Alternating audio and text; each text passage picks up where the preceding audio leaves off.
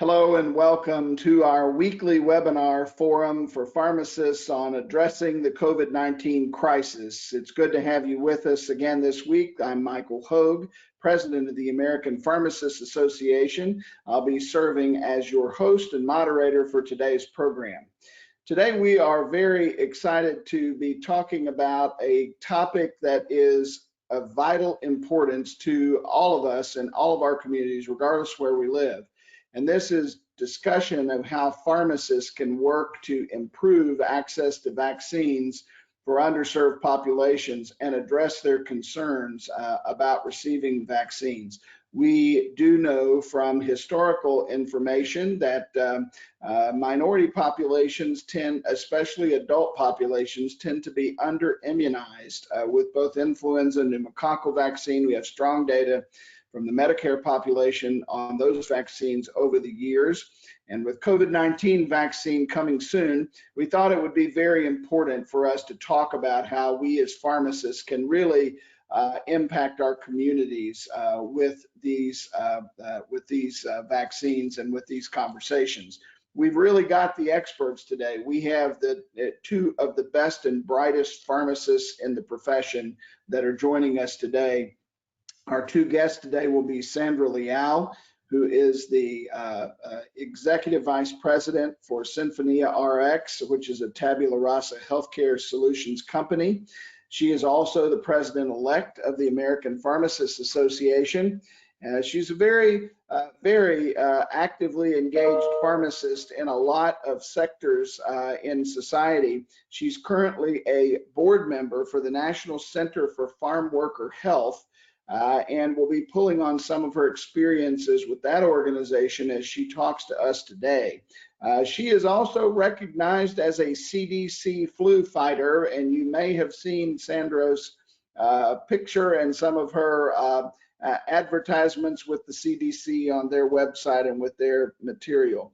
She has gotten many accolades in her career for her work with medically underserved Hispanic and American Indian populations in her region. So she's very dedicated to patient safety and outcomes and ensuring that patients have access to care, and she's very passionate about vaccines.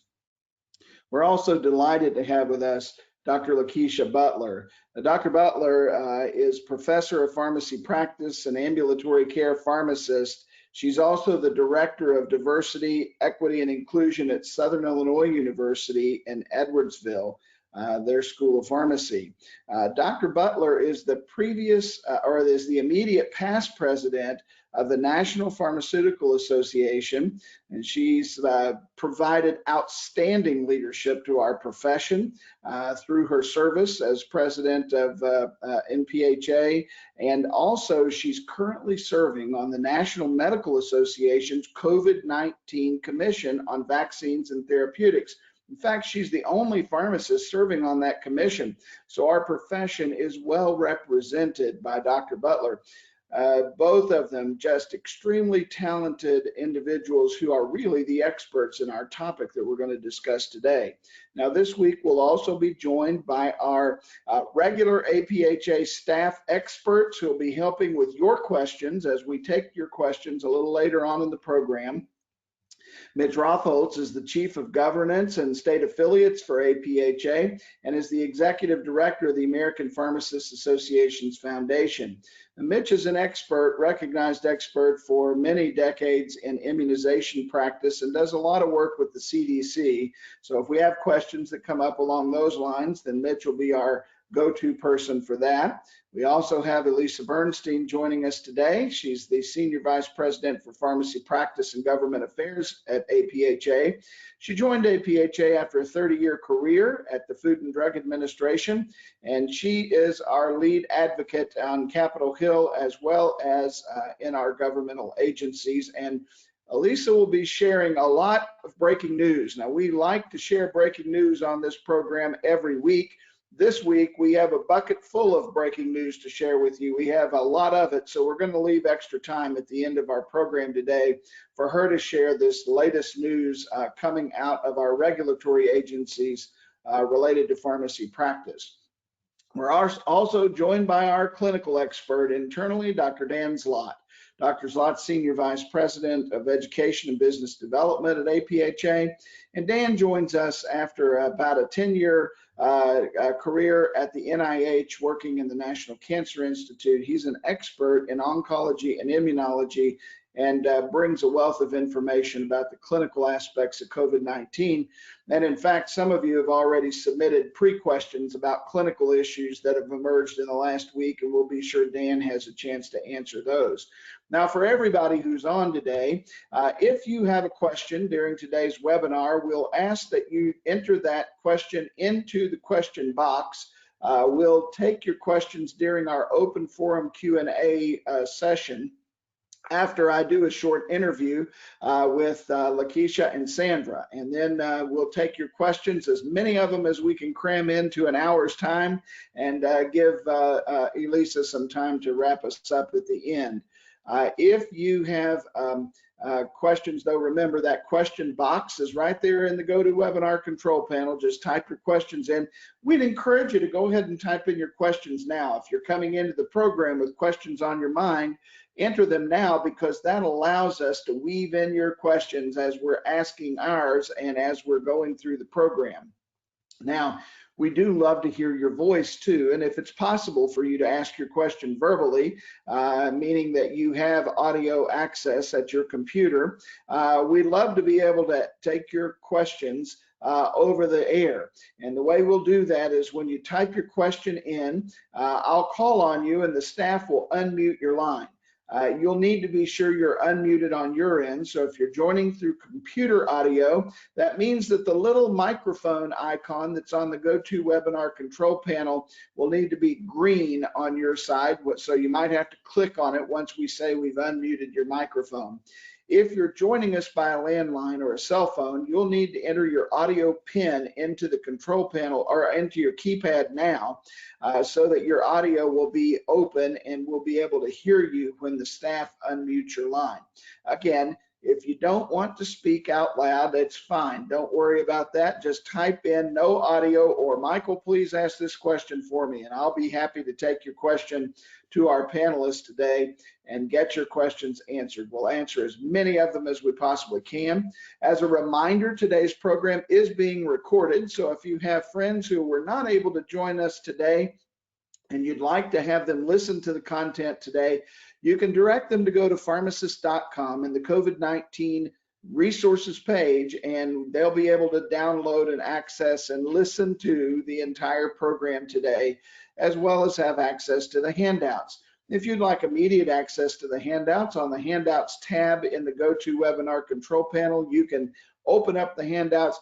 All of the links that are in the handouts today are active links that you can click on and go directly to the web resource that we've provided for you. And we do like to provide lots of resources so that you can follow up on the conversations from today. So we'll do that as well. So with that, I think we've covered all of the logistics for today's program. I'm going to ask our guests, Dr. Butler and Dr. Leal, to please join me on the screen, and we're going to jump into our conversations today. Dr. Butler, welcome. Dr. Leal, welcome. Thank you, Michael. Good to see you. Good morning. Good morning. Or good afternoon, excuse me. Well, depending on where you are. It's morning for me here on the West Coast, and I know we have some Hawaiian pharmacists that join us from time to time. We're pretty early there in the morning.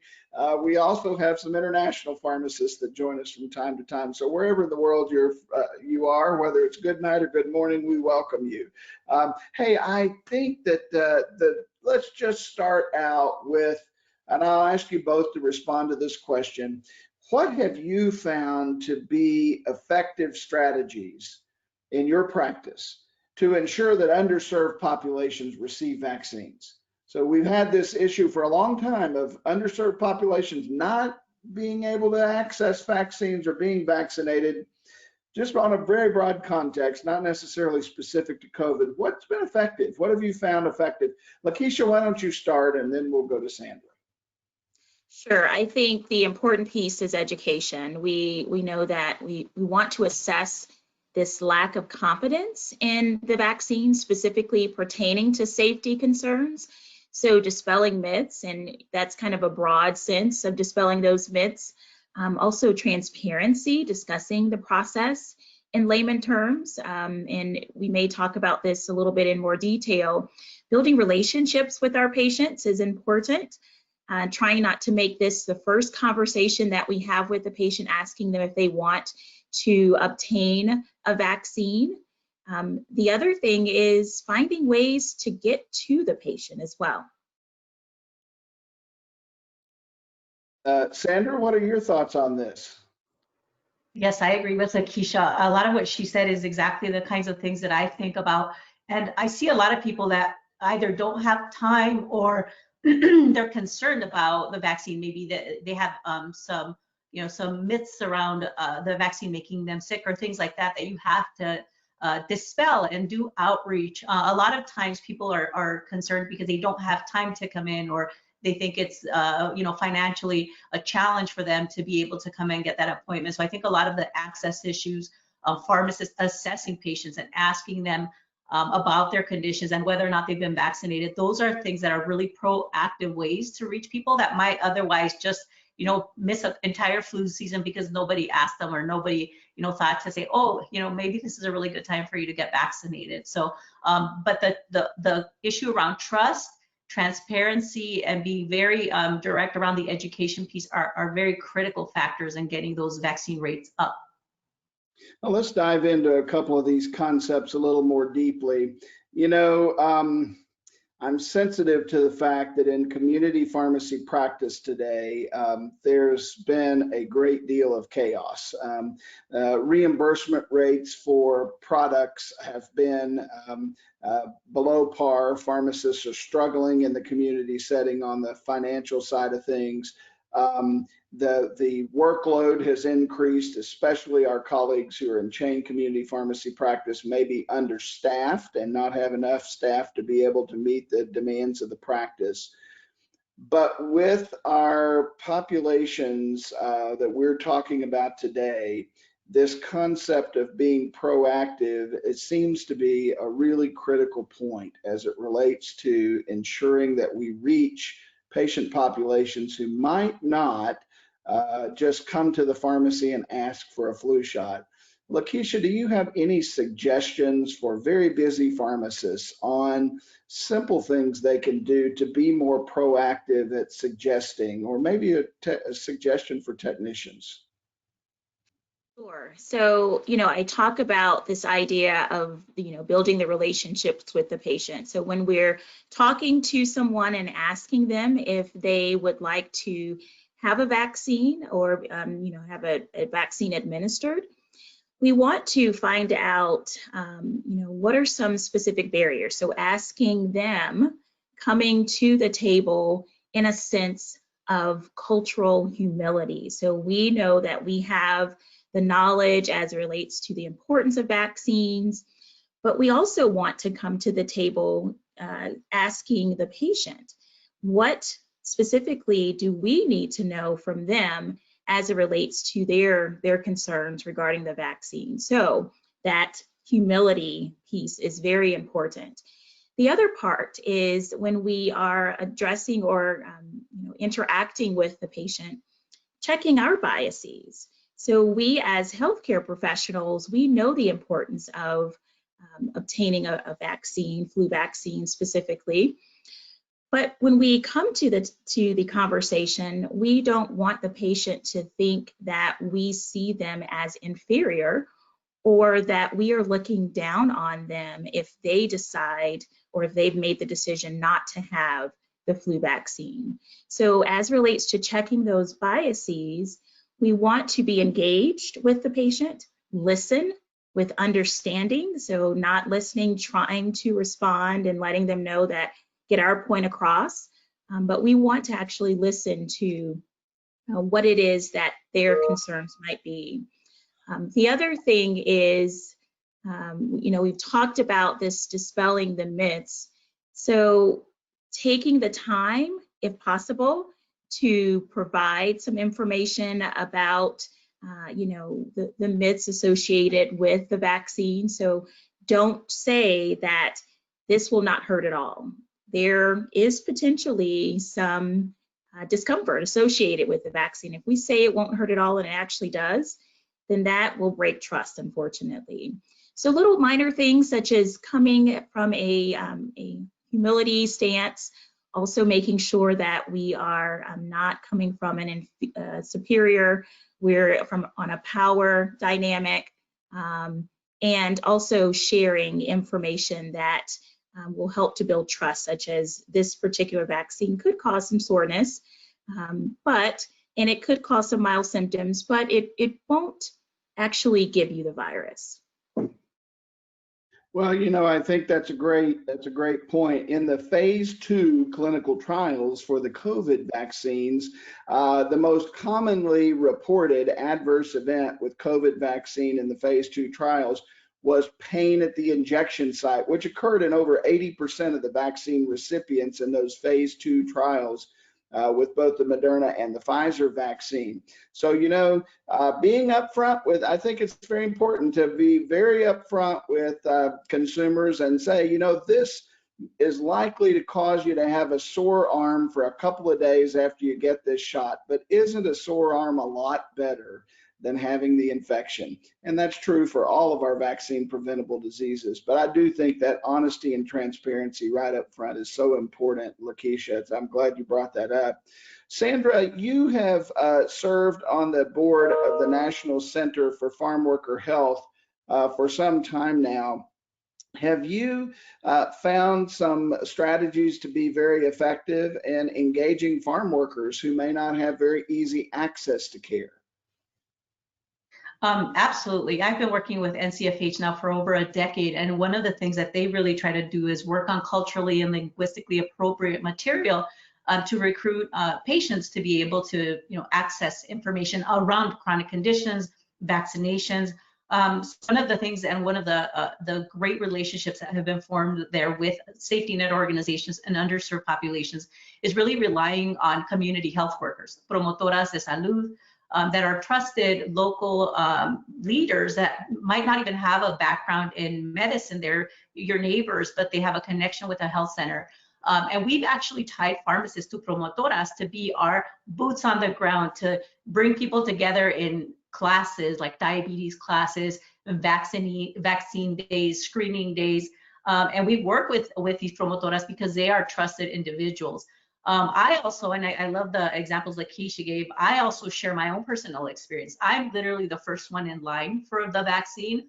I take my mom, I take my daughter, I take pictures of them, I put it on social media. When I'm having a conversation with an individual, I show them the pictures to say, I would not give this to anybody if I didn't trust them to be good enough for my daughter, good enough for myself, good enough for my mom. And that, because of the trust factor, that really speaks volumes to people. So that's like the number one thing I try to do, get my vaccine early and then share that in social media, because it's another way to communicate with people that you have confidence in what you're recommending. And, obviously respecting if they still have concerns.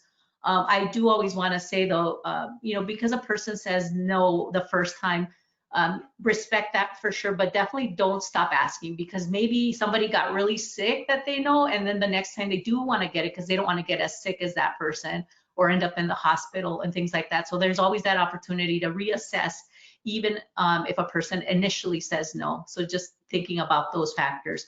But just a little bit more about NCFH. I always feel like if you're working with some of the population that's the most challenged, people with language barriers, insurance barriers, they're underserved, underinsured, they have transportation barriers. If we can figure out a way to overcome that, we can really do a lot of things with people that don't have all of those barriers to care. So the social determinants piece is very critical, and really connecting people, bringing care to them instead of expecting people to walk in your door. So look at other opportunities like colleges of pharmacy, the students out there that are doing health fairs, screenings, they go to the community. They don't expect people to show up at your door, but they're actually reaching people where they're at. And that's been some of the most effective ways to get to people that otherwise might not ever be screened, assessed, or even given access to vaccinations. Yeah, taking care to the people versus people coming to receive the care is a pretty important principle, I think, when we're talking about underserved communities and removing barriers. Lakeisha, can you tell me about any experiences that you might have had with that topic in specific, taking care to people versus waiting on people to come in? Absolutely. Sandra brought up some great points.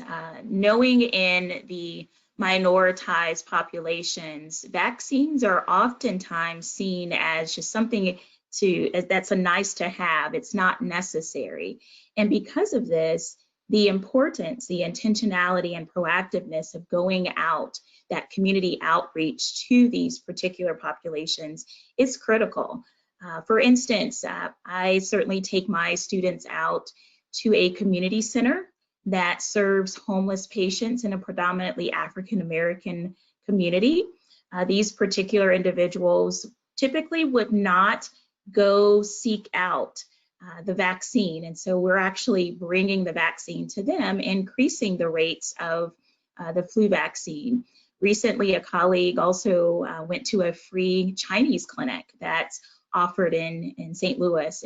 And this is once again going out to those particular communities and providing the vaccine. So yes, the intentional proactive outreach to these patient populations is something that we should certainly consider and try to implement. Lakeisha, in the African American and Latino communities, there is definitely some hesitancy with vaccines, I think, and perhaps not everybody, not all of our listeners fully understand why there is hesitancy. Could you maybe give our listeners just a little bit of insight to understand why there's some vaccine hesitancy? And Lakeisha, after you answer this, Sandra, maybe you could also answer this for the Latina community as well. Yes, no, this is a very important question that we want to be aware of when we are interacting with our minoritized communities. And specifically, I'll talk from the African American population. These concerns or this hesitancy certainly stems around healthcare mistrust and mistreatment that originated centuries ago. It continues in the form of implicit bias, but if we think back to some of the details, the ways that both, unfortunately, slaves and also those that were freed were used in hospitals for experiments conducted without their knowledge. We may be quite familiar with the Tuskegee syphilis trial. That is a key example of an experiment conducted without the knowledge of the individuals in the trial. And so oftentimes this traumatization is passed down from generation to generation. And it's this idea of not wanting to be a guinea pig, quite frankly. So when there are new drugs, new vaccines, or if there's not enough evidence to support the use of a particular treatment option, that's where the hesitancy can certainly stem from. There's also this preference for naturalism in the African American community, and naturalism just includes more natural products. Also, spirituality is a part of naturalism, and therefore, as I relate or alluded to earlier, understanding those barriers. So asking the patient, what are those barriers? And also coming to the conversation, understanding that there are these particular factors that could be contributing to their particular hesitancy, and going back to the importance of transparency. And I do want to reiterate something that Sandra said, sharing that, I received the flu vaccine. So if individuals see someone who they trust, and you can say that I wouldn't tell you to do this if I didn't do it, or if I didn't recommend it for family and friends, then that is also an important thing to say. but definitely being very mindful of that healthcare mistrust and mistreatment that has stemmed many, many years ago. Sandra, is there anything that would be different with the Latino community in terms of the hesitancy? Are there other factors that we might not be aware of that lead to vaccine hesitancy in the Latinx community? I wanted to say a lot of the experiences in the American Indian population, Native American population. I live in Arizona and we work with tribes, so they're protected population. Same thing, a lot of concerns around mistrust in studies. I mean, if you've ever done the, your IRB training, there is a lot of history there about the mistrust that has happened with special populations. So always making sure to keep that in mind. And with Hispanics, there's almost, not almost, but there are generational differences too. People that were born in Mexico versus first generation, second generation. In Mexico, people actually get vaccinated. That is part of the public health, public care. So we see higher rates there. But when people are first generation, second generation, we see a decline in vaccination rates. There's also assumptions about language, how to outreach to people. Should we outreach in Spanish versus English? So there are nuances with the generations to be concerned about. And then in general, we see a lot of women and children accessing care, but we don't see the Hispanic males accessing care. So sometimes they're the most or the lowest vaccinated individuals. So how to connect with that group because they feel like they're healthy, strong, they don't need to have the vaccine. It's almost like a machismo type of model, but being able to still reach those individuals and making sure that they understand why it's so critical since it obviously has implications on the family. So all of those are things to definitely think about and look at as potential ways to identify what those barriers are and then come in with specific targeted responses to that to hopefully increase the rates. So several times in the responses that both of you have given, you've talked about the ability for the healthcare provider to be able with confidence to say, hey, I immunize my family and I think it's important for you to immunize yourself and your family. So you're basically walking the walk by being immunized first. And some recent research conducted by APhA tells us that there's a good number of pharmacists, maybe as many as half, who are really reluctant to accept the COVID-19 vaccine, that are afraid to receive it. But a huge majority are willing to administer it. They're just not as willing to take the vaccine.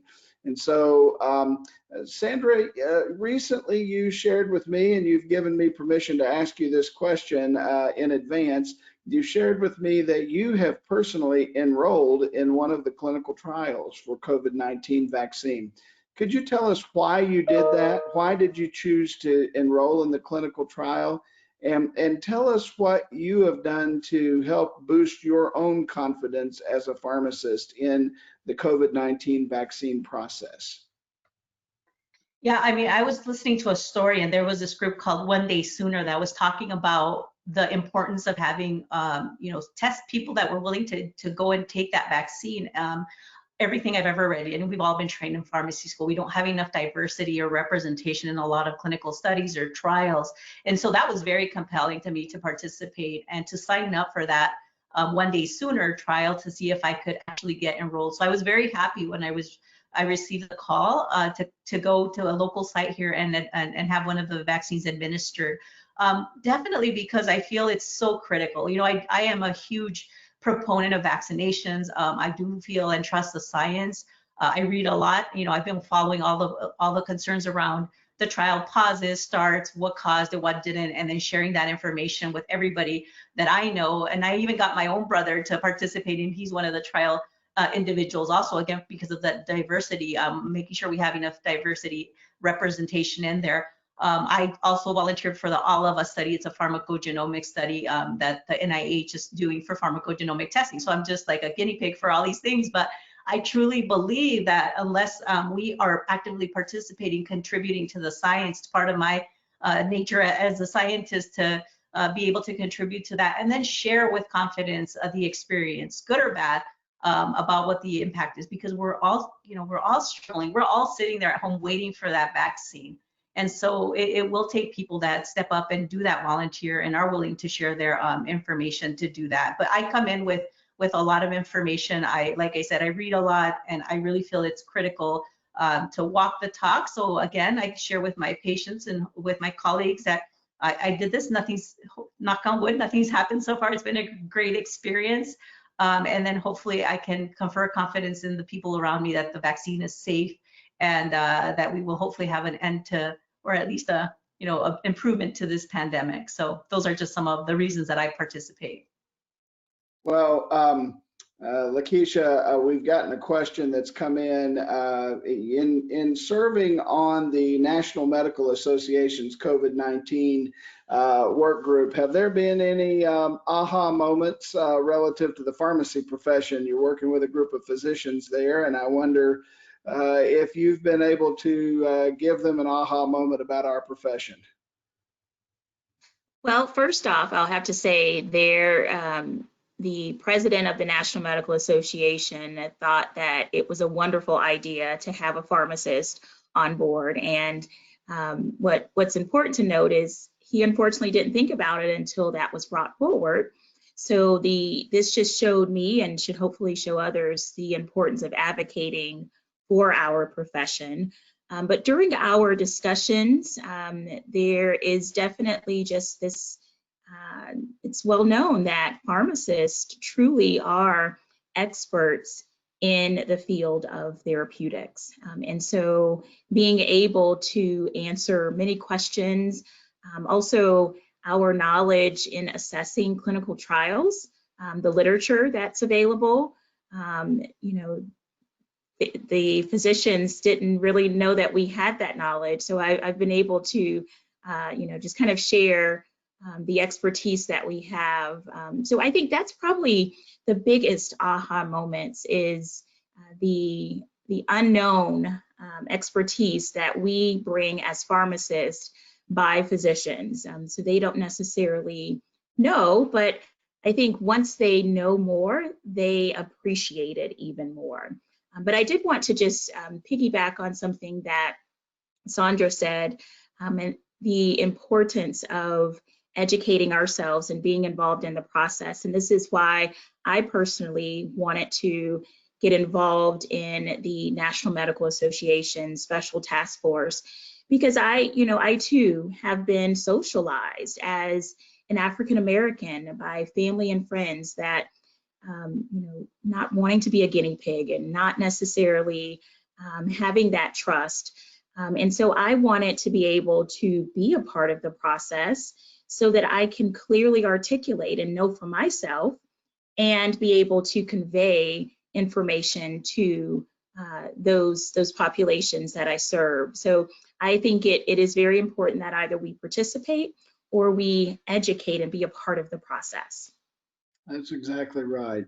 And scientific information and being able to have the facts.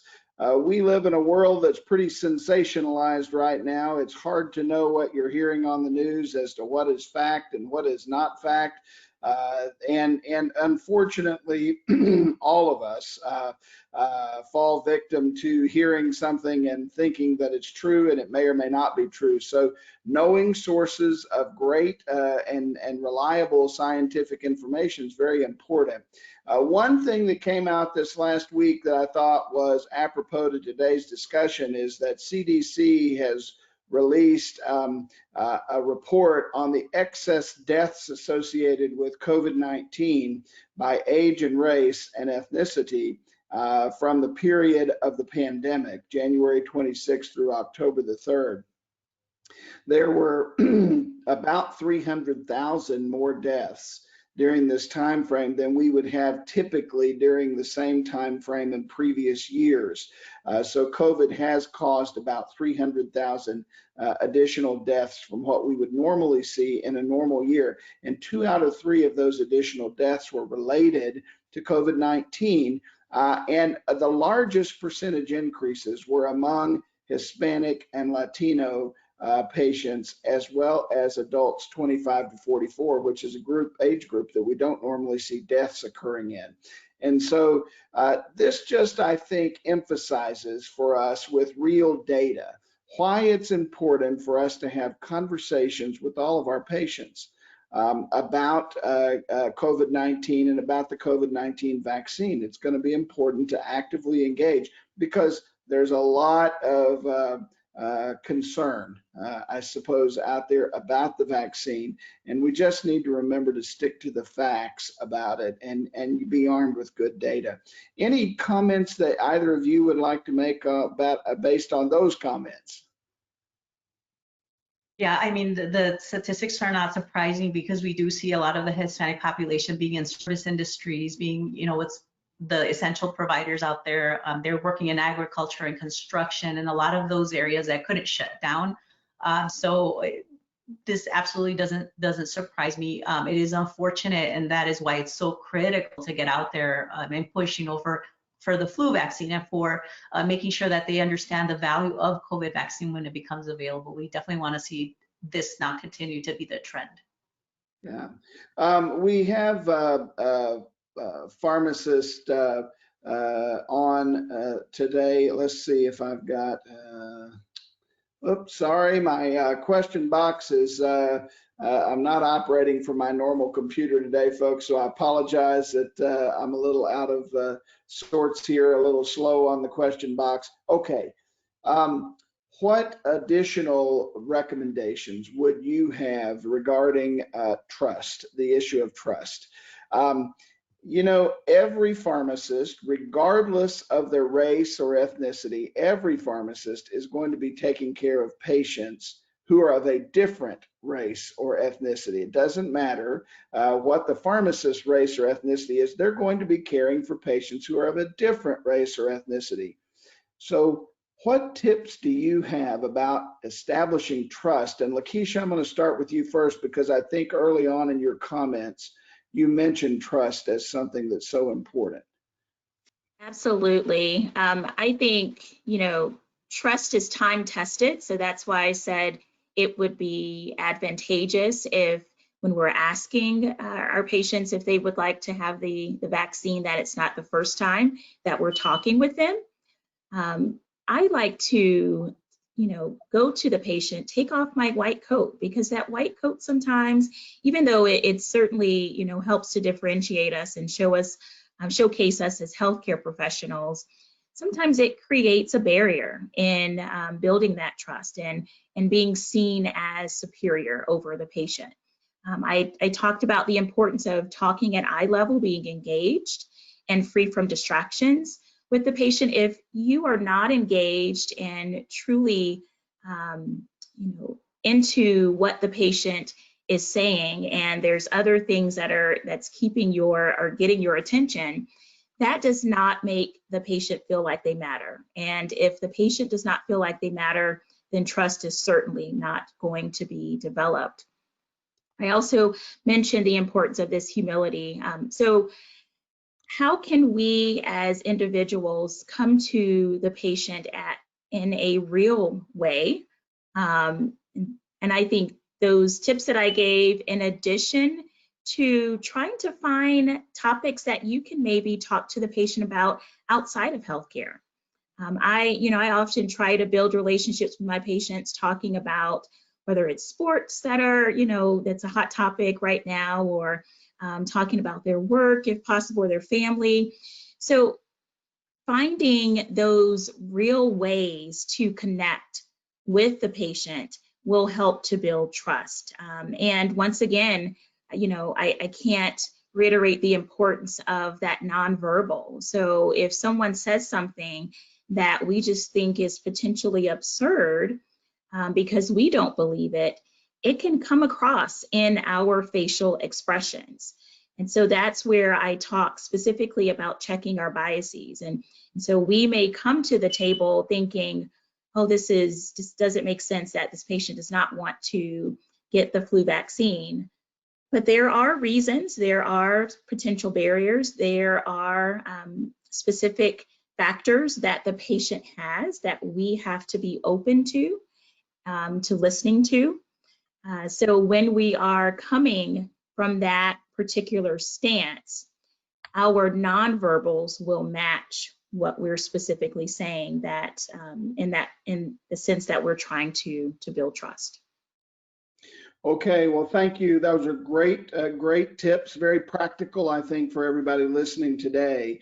We now have a question that, excuse me, was submitted to us in advance of today's webinar. I'm going to ask Dan Slott to join us on screen to respond to this question. Dan, in the last couple of days, Medscape has reported that one of the vaccine trials, I believe it was the AstraZeneca trial, has had a patient death occur. This is the COVID-19 vaccine trial. Could you speak to that? What do pharmacists need to know about that reported death that occurred as part of one of the vaccine trials? Absolutely, that's a great question, and one we've gotten here as well. You know, one of the first things to understand is that whenever you have a clinical trial, especially one as large as some of these immunization studies, from time to time, people will die while they're on the study. And that may have nothing to do with them actually being on the study. And I'll give you an example from when I was on the IRB for the National Cancer Institute. I can remember an instance where we had a patient who died in a car crash while they were on study.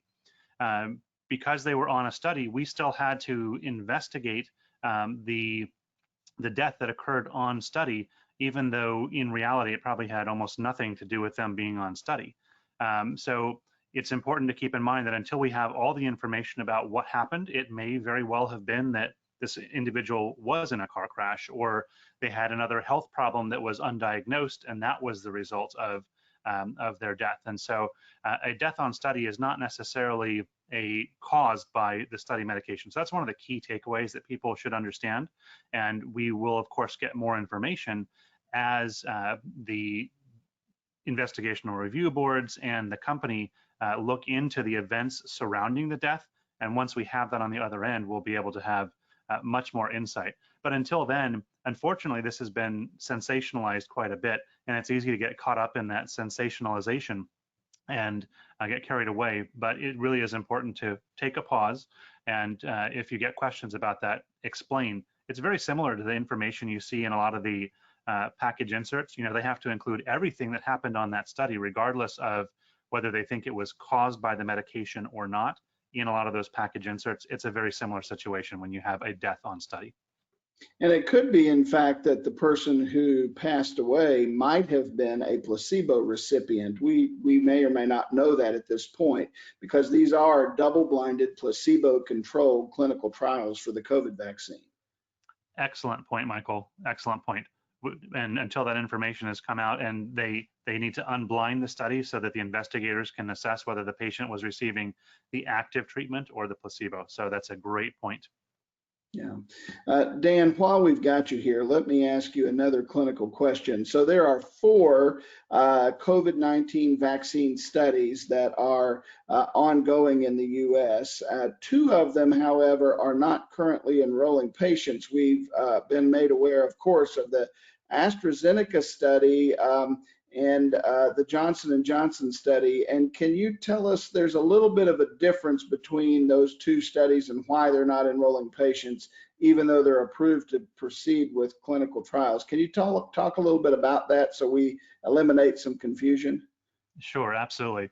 So again, this comes from my experience both on the IRB as well as an investigator. And I think a couple of things are important to understand during studies. There are different reasons why you might want to stop a trial or why you might be forced to stop a trial. Sometimes trials are stopped by the mandate of the Investigational Review Board, or in some instances, even the FDA. In other instances, there are built-in pauses into trials in order to assess safety signals. So it's very common that after a certain number of patients are enrolled, you would have a built-in pause to take a look at the data that you have, make sure that there's not a safety signal. Sometimes they'll do initial efficacy testing to see if there's enough efficacy demonstrated to make it worth continuing to enroll patients. And so those are reasons why a trial would be open, but paused, so that they wouldn't be enrolling any more patients until they've gathered that data and done that analysis.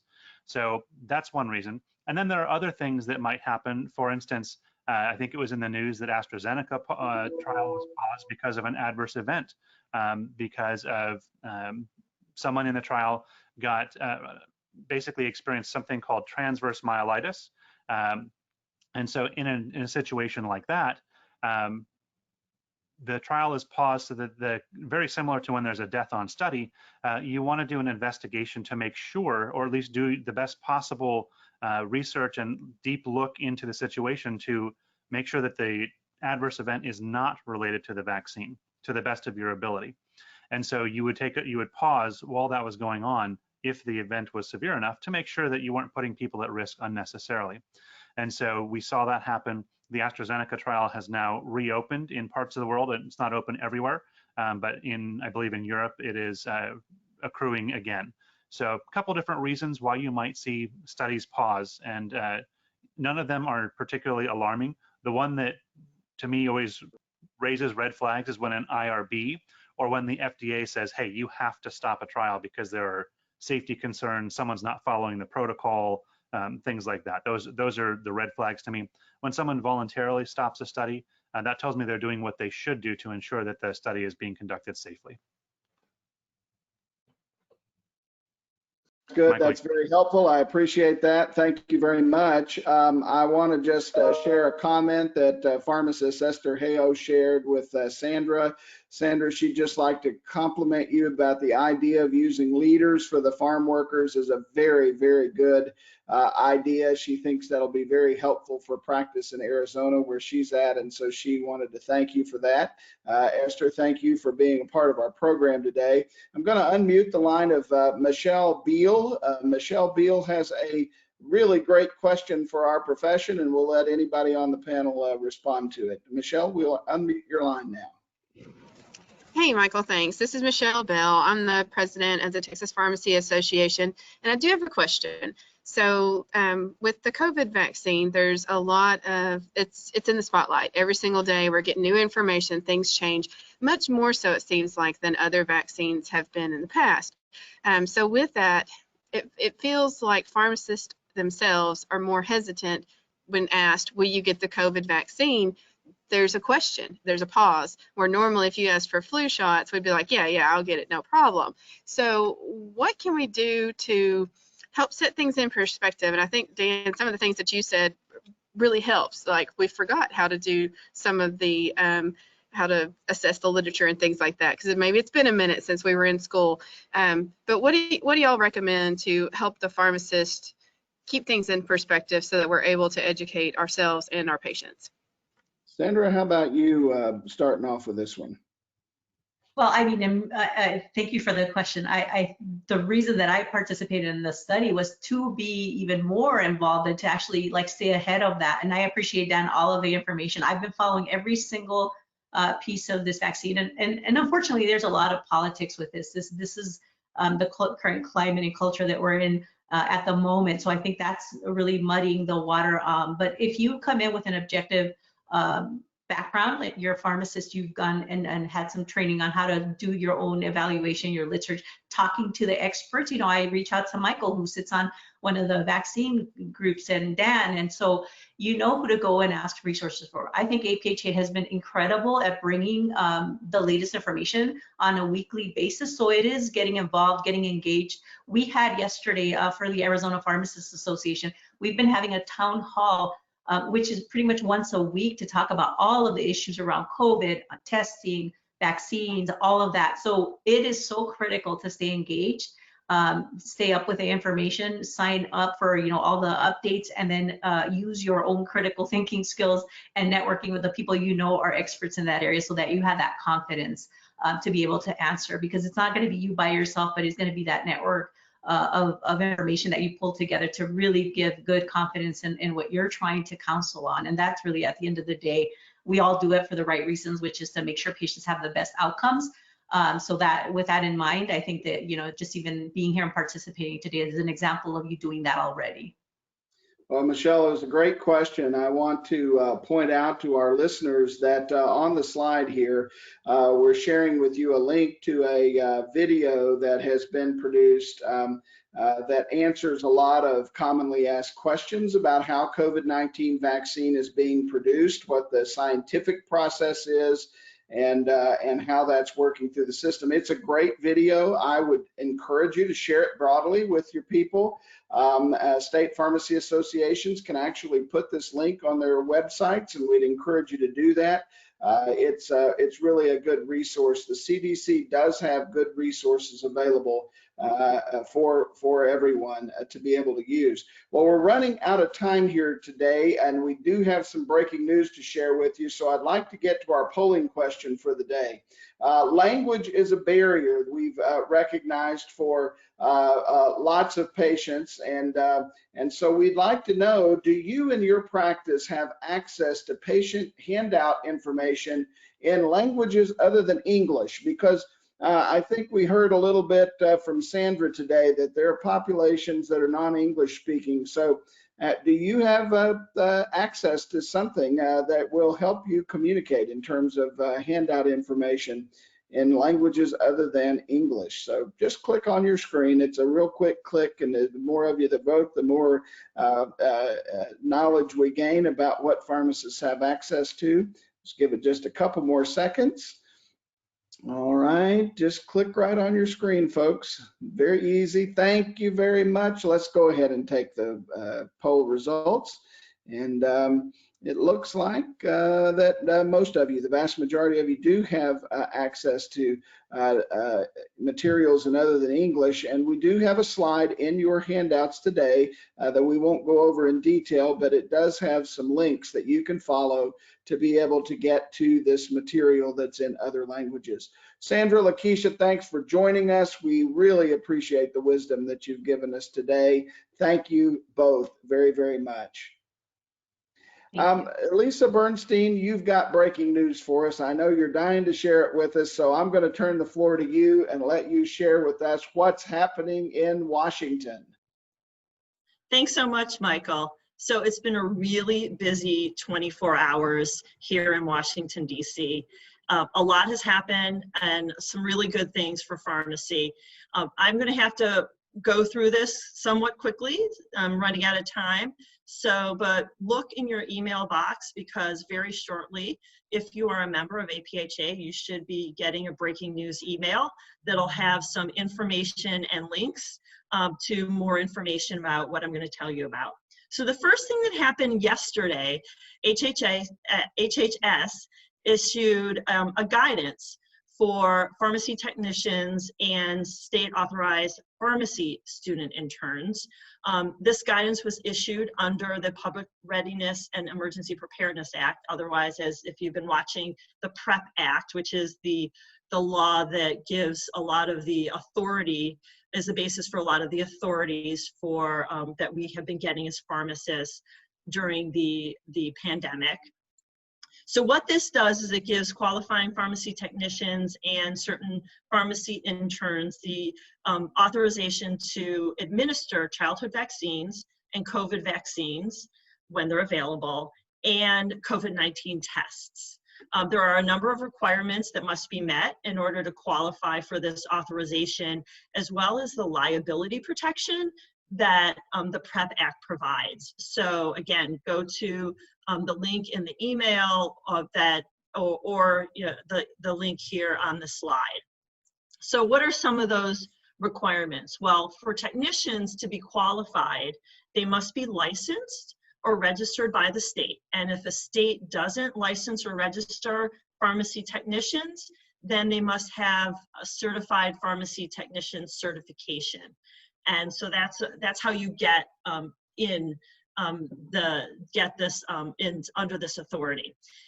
For pharmacy interns, APhA has been talking with HHS about some clarification of some concerns that some of the states had with respect to the authority that was granted a couple months ago for pharmacists for childhood vaccines and COVID vaccine that involves pharmacy interns. So the guidance that they put out yesterday states that interns must be authorized by the state or the Board of Pharmacy in the state where they're practicing their internship.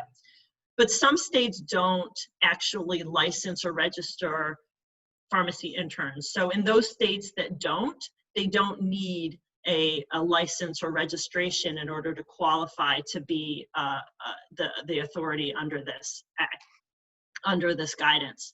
So what are some other requirements? The vaccine must be FDA authorized or FDA licensed.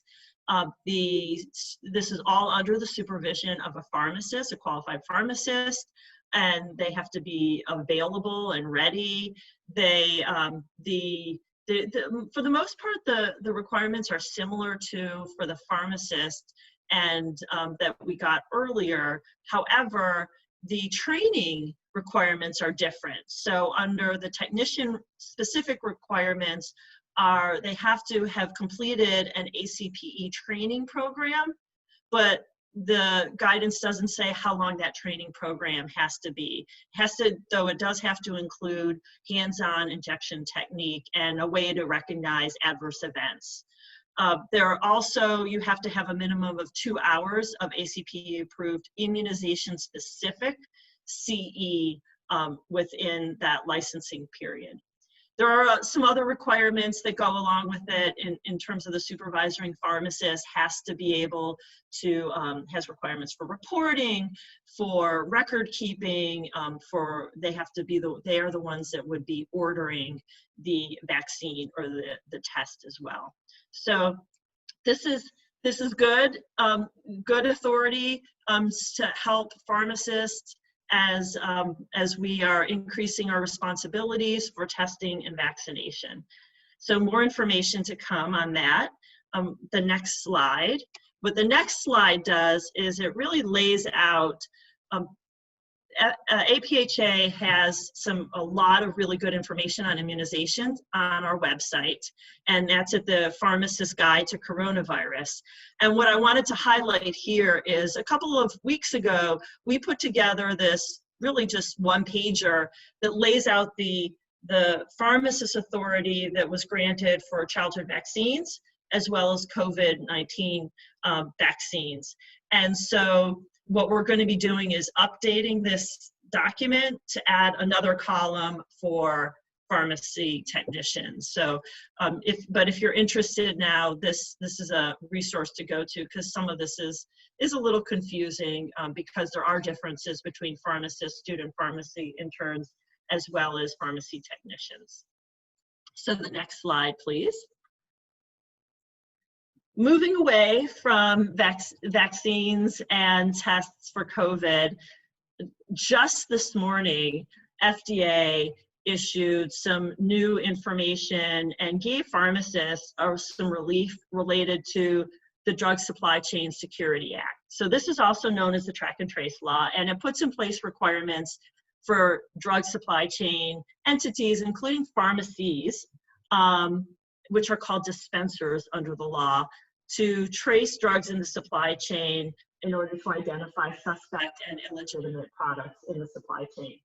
So under the law, next month, requirements specific to dispensers were set to go into effect. In May, APhA, along with our pharmacy partners, asked FDA to delay implementation and delay enforcement of these requirements so pharmacies can focus on pandemic response. Earlier this week, we also pleaded with FDA and sent a letter to let them know that we really need to know about this enforcement delay ASAP. And so just this morning, FDA announced enforcement discretion for part of our request. They delayed the requirement that dispensers have to verify the product identifier, which is the unique identifier on each package, when investigating suspect and illegitimate product. FDA did not opine on our request to delay compliance with the requirement that dispensers only engage in transactions, meaning only buy or sell products that have a required product identifier. So most packages by now should have a specific license plate, unique identifier for each individual package. And as of next month, we as dispensers can only buy product that has that on there if it's required to be on there. So FDA did not comment on that. We reached out to FDA to see if they will be saying anything about this, and we were told that we should hear something about some additional information from FDA soon, so stay tuned on that. So I'm going to turn it back to you, Michael. I think that's it for a really busy 24 hours. Well, pharmacists, you've heard this great late breaking news from Elisa. It's exciting what's going on in Washington, but we still need your help. There is a need for pharmacists to have clear payment for the services that we're providing during the COVID pandemic. We need you to contact your legislator and let them know that pharmacist provider status by congressional act is still needed because the payment mechanisms are not there, even though the authorities have now been provided under the emergency authorizations that Elisa has spoken with us about. So take time to go to our Take Action link at pharmacist.com and let everyone know that you think this is important, and that let your legislators know that this is important.